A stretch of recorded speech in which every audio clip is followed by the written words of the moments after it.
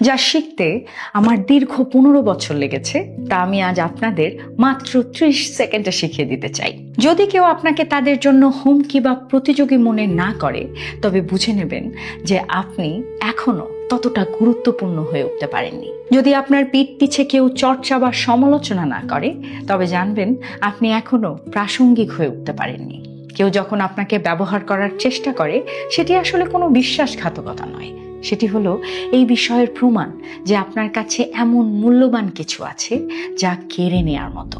আর কেউ যখন আপনাকে টেনে নিচে নামানোর চেষ্টা করে, তার অর্থ হলো তারা ইতিমধ্যেই আপনার চেয়ে নিচে অবস্থান করছে। অবশেষে মানুষ যখন আপনাকে নিয়ে সন্দেহ প্রকাশ করে, তাহলে বুঝবেন আপনি এমন কিছুর পেছনে ছুটছেন যা তারা নিজেরা অনেক আগেই অর্জন করতে না পেরে হাল ছেড়ে দিয়েছেন।